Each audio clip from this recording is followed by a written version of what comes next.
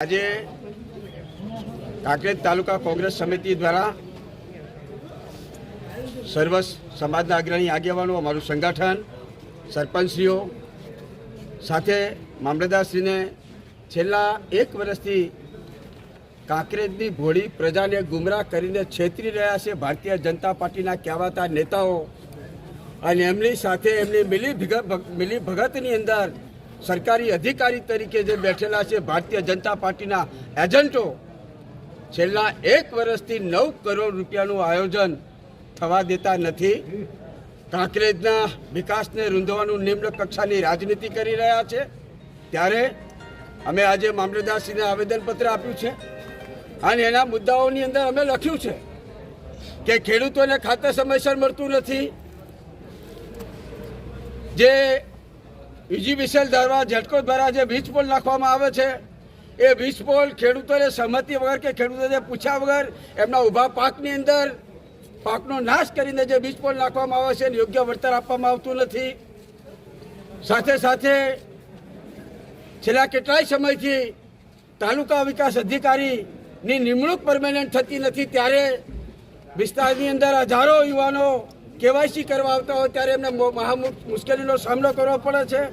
3 દિવસ સુધી લાઈનોની અંદર ઊભું રહેવું પડે છે. બાળકોના કંઈ દાખલા લેવાના હોય ત્યારે પણ એમને લાઈનમાં ઊભું રહેવાનું પડે છે. ત્યારે ટીવી મીડિયાના માધ્યમથી સરકારી તંત્ર અને સરકારી અધિકારીઓને કહેવા માગું છું કે સાનમાં સમજી જજો, કાંકરેજ તાલુકો ન ધણિયાતો તાલુકો નથી. કાંકરેજ તાલુકાનું હક અધિકાર માટે લડાઈ લડવા માટે હજારોની સંખ્યાની અંદર માણસો જ્યારે રોડ ઉપર નીકળશે ત્યારે તમારી ચેમ્બરમાં બેસવું તમારે મુશ્કેલ થઈ જશે. ત્યારે સમયસર પોતાના ચેમ્બરમાં આવે, સમયસર જનતાનું કામ કરે. સાથે સાથે બ્રોડગેજ લાઇનની અંદર જે વિલંબ થઈ રહ્યો છે એ વિલંબ ન થઈને એનું તાત્કાલિક કામ કરવામાં આવે. સુજલામ સુફલામ દ્વારા તમે પણ જોયું હશે થોડા દિવસ પહેલા ભારતીય જનતા પાર્ટીના અગ્રણી આગેવાનોને ધારાસભ્યો માત્ર શ્રીફળ વધેરી અને ઘરે પહોંચે ત્યાં સુધી તો કેનાલનું પાણી બંધ કરી દેવામાં આવ્યું છે. આ કાંકરેજ તાલુકાની અને બનાસકાંઠાની જનતા સાથે ખેલવાડ કરવાનું બંધ કરી દેજો. આ ખમીરવતી જનતા છે. આ જનતા જ્યારે પોતાના હક અધિકાર માટે ઘરમાંથી બહાર નીકળી અને રોડ ઉપર આવશે ત્યારે તમે આને તમારું તંત્ર કે તમારું કોઈ પણ અધિકારીઓ આ જનતાને રોડ ઉપરથી ઘરે નહીં મોકલી શકે. એટલે વિનંતી સાથે આગ્રહપૂર્વક આજે મામલતદારશ્રીને કહેવા આવ્યા છીએ કે 9 કરોડનું જે આયોજન છે એ આયોજનને વહેલી તકે મંજૂર કરાવે. સાથે સાથે ખેડૂતોના જે પ્રશ્નો છે ને ખાસ કરીને જે ખાતરના પ્રશ્નો છે એ ખાતર સમયસર ખેડૂતોને મળતું નથી, એની તાત્કાલિક વ્યવસ્થા કરવામાં આવે.